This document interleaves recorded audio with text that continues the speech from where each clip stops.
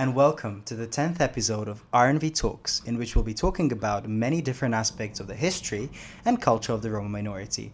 This podcast is released as part of the project EUROMIJA, implemented by the Roma National Council of Croatia, in the framework of the European Solidarity Corps.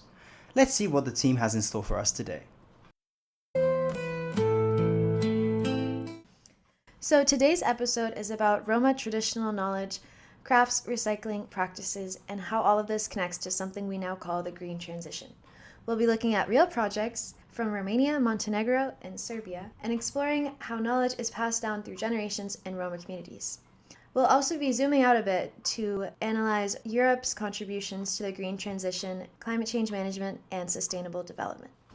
I think a lot of people hear green transition and think it's only about modern technology or governments. I'm also kind of curious about how traditional knowledge fits into that. Well, that's exactly what we're exploring today.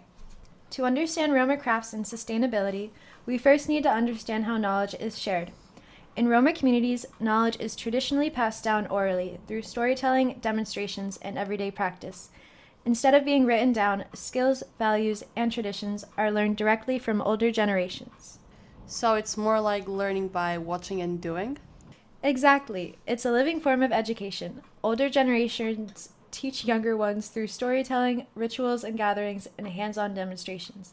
This ensures that cultural knowledge, skills, and identity continue over time. So this also means that crafts aren't just jobs then, right? Precisely. They're part of cultural identity and community life. One major example of preserving this knowledge is the project called Roma Culture, Conservation and Revitalization of Crafts, part of the Intangible Cultural Heritage, which was a 5-year project designed to strengthen Roma traditional crafts and preserve cultural heritage. And what did the project actually do? So, it organized public events to make cultural heritage more visible and accessible and to show the sustainability behind these crafts.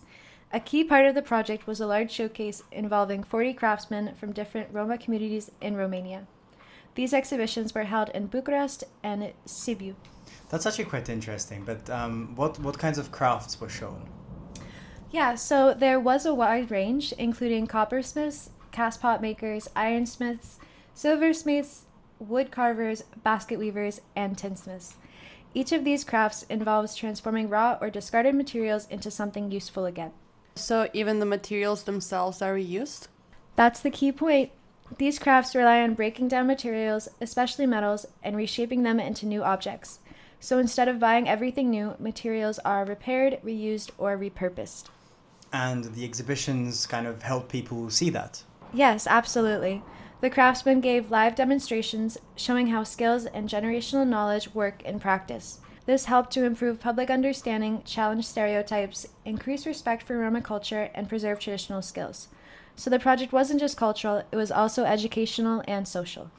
Now, let's move into recycling, another major part of Roma traditional knowledge. Roma recycling is an ancestral practice and involves sorting, collecting, and restoring materials that others might consider waste. But instead of a throwaway culture, it is based on reuse and repair. So that means nothing is really wasted. Exactly. And this comes from necessity, survival, and also practical knowledge of how to extend the life of materials. This system is what we now call a circular economy, where resources are reused for as long as possible instead of being discarded. Okay, yeah, that's a big word, but do we have any real examples of this practice? Yeah, one important example is the Konik refugee camp in Montenegro, where Roma refugees from Kosovo lived starting in 1999. The camp operated for 19 years, and during that time, around half of many families' income came from recycling. They collected materials such as iron, copper, and aluminum, which were sold to companies that processed them further, including a steel plant, Nikšić. They also collected spare parts from old cars and used them in workshops for repairs. Wow, so they were basically running a full recycling system. Yeah, pretty much. And importantly, this also helped the environment. Local authorities often didn't have the resources to manage the waste properly, so Roma recycling practices actually provided an essential environmental service. So this was economic survival, environmental contribution, and resource management all at once. Another key example is the Connect Clean Roma Group, or CCRG, in Serbia. This is an environmental cooperative working toward the green transition in Serbian society. It includes Roma as informal waste pickers, helping integrate them into formal recycling systems. Okay, but what does that change for people? So, this means that Roma recycling skills are recognized and supported instead of being ignored or stigmatized by the general public. The cooperative also ensures better prices for materials than private buyers. And it improves fairness as well. Yeah, so in fact, in Serbia, informal waste pickers supply more than 87% of recycling materials. Wow, that's a massive contribution to society, actually. It is! And Roma are being recognized in a positive way for it. CCRG workers collect materials like cables and process them into copper and aluminum scrap. The group aims to produce more than 15 tons of scrap per month, contributing to sustainable waste management. Beyond that, CCRG works to reduce stereotypes against waste pickers, include Roma in official recycling systems, and influence policies for circular economies. So again, we see recycling as work, environmental protection, and social inclusion. Now, when we bring everything together, the crafts, the recycling traditions, and the modern cooperatives are a clear connection between Roma traditional knowledge and principles of the green transition. Reuse, repair, recycling, and efficient use of resources. So in a way, these ideas already existed before the term green transition, right? Yeah, you've got it right. The green transition is the global shift away from fossil fuels like coal, oil, and gas towards a low carbon and more sustainable economy. But many of its core ideas, especially circular economies, already exist in Roma practices. Yeah, so the real challenge is not just innovation, but it's also recognition. Yeah, exactly. Because when traditional knowledge is recognized, it becomes part of the solution, not something separate from it. So today, we explored Roma traditional knowledge from crafts and storytelling to recycling systems and modern cooperatives. Across Romania, Montenegro, and Serbia, we see the same idea repeated: reuse, repair, and resourcefulness. And these are not just traditions, they are real contributions to sustainability and society today. And I think it really shows that sustainability isn't just something new, but it's already a part of many communities' history. I'm just thinking now, speaking about climate change, but what do the governments do? Like, are there any policies, things in place in Europe? Now we're also going to look at Europe's response to climate change and analyze some policies that are being developed to support a more sustainable and inclusive future. And also, importantly, we'll focus on how Roma inclusion is part of these plans. So let's start with the basics again. The green transition. It is the global shift away from fossil fuels like coal, oil, and natural gas toward a low-carbon, resource-efficient, and socially inclusive economy. Could you explain more what low carbon means? Of course. It means reducing carbon emissions, gases like carbon dioxide and methane that trap heat in the atmosphere and cause global warming. These emissions come mostly from burning fossil fuels. So the goal is basically to reduce pollution and slow climate change. Yes, but it's also about changing how economies work by using renewable energy like wind and solar power, improving energy efficiency, and building circular economies, where materials are reused instead of wasted. So in Europe, the main framework for this change is the European Green Deal, launched by the European Commission in 2019. Its goal is to transform Europe into a modern, resource-efficient society. So what is the final aim? So it actually has several key targets. The first is to make Europe climate neutral by 2050. Second is to reduce emissions by 50 to 55% by 2030. And third is to aim for around 90% of reduction by 2040. Okay, that sounds super ambitious, but what is climate neutral?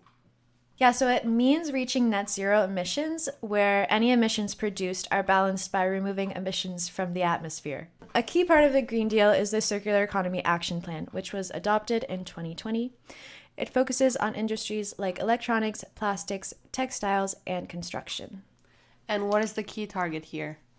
So it's pushing for products designed to last longer, making recycling a standard practice, eco-design, which means making products environmentally friendly from the start, and the right to repair, meaning people can repair products instead of replacing them. Another major policy is the European Climate Law, adopted in 2021. This law makes the climate targets legally binding. It also requires progress reviews every 2 years and ensures policies align with the 2050 goal, as well as creating a European Scientific Advisory Board on climate change. Okay, it's good to know that it's not just a plan, it's enforced by law. Yeah, exactly. And so in 2022, the EU introduced the Zero Pollution Action Plan, which also aims to reduce air pollution, water pollution, and soil pollution to levels that are not harmful to human health or ecosystems. So an important package of the Green Deal is called Fit for 55, introduced in 2021 and approved in 2023. It includes 13 proposals that update EU laws on energy, transport, and climate policy. It strengthens the emissions trading system, or ETS, which puts limits on how much industries can pollute. So now we're going to come to something very important, the just transition. Okay, but what do you mean by just transition? Great question. So, it means that the green transition must also be socially fair. Since industries are changing, some workers and communities may be affected, especially those in fossil fuel dependent sectors. So the idea is that no one should be left behind, and this includes vulnerable communities such as the Roma. To ensure that no one is left behind, the EU created the Just Transition Mechanism, which includes over 55 billion euros from 2021 to 2027 and supports workers affected by industrial change, regions dependent on fossil fuels, and vulnerable communities. What kind of support do you mean? The support is for retraining programs, new green job creation, economic diversification, and social inclusion projects. There are also financial tools like the Public Sector Loan Facility and the Invest EU Just Transition Scheme. These help governments and businesses fund green projects. Roma communities are explicitly mentioned in relation to social inclusion in the green transition, because historically they are among communities most affected by social exclusion, environmental inequalities, and limited access to opportunities. So the just transition is meant to support inclusion, not only environmental change. Yeah, that's a lot of support, but I mean, inclusion shouldn't only mean support, right? Yeah, so it should also mean participation and leadership, and that brings us to the real Roma-focused projects. One key initiative is the Roma Integration Phase 3 project, running from 2023 to 2026, created by the European Union and the Council of Europe. Its goal is to support Roma inclusion in both the green and digital transitions. But what does the Roma Integration Phase 3 project actually do? So, for example, the project held a training session aimed for central-level institutions, which covered the European Green Deal, circular economies, environmental, social, and governance models, renewable energy, and Roma inclusion in the green transition. And who was it for? Like, what do you mean by central-level institutions? Yeah, so the central level institutions mainly aim at civil servants or people working in government and public services, especially in Turkey and the Western Balkans. The overall goal was to improve understanding of sustainability and inclusion in policymaking.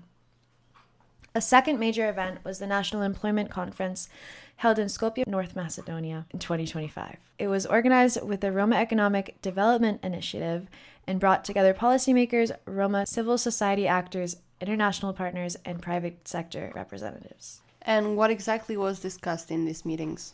So what was discussed was mainly how to improve Roma economic inclusion through labor market policies, entrepreneurship, and innovation. It highlighted that inclusion is not just social justice, but is also important for sustainable development. One panel focused on supporting Roma traditional businesses, helping them shift into green and digital markets, and providing access to innovation and training. It also stressed technology and ICT skills, language education, and mentorship opportunities. It also made sure that Roma communities are active participants, not just discussed as passive beneficiaries. Another important project is the European Climate Initiative and a project called Empowering Roma Communities in the Green Deal, running from 2024 to 2026 in Central Europe. It focuses on Roma inclusion and sustainability, addressing energy poverty, environmental injustice, and improving access to opportunities. It's currently being tested in 6 pilot locations in Hungary and Slovakia. Okay, so there's quite a lot of stuff happening, as you say. So when we look at Europe's green transition, I mean, you've kind of told us about a very complex system of policies, laws, and funding mechanisms, from the European Green Deal to the Just Transition Mechanism. But is there anything else you would like to add?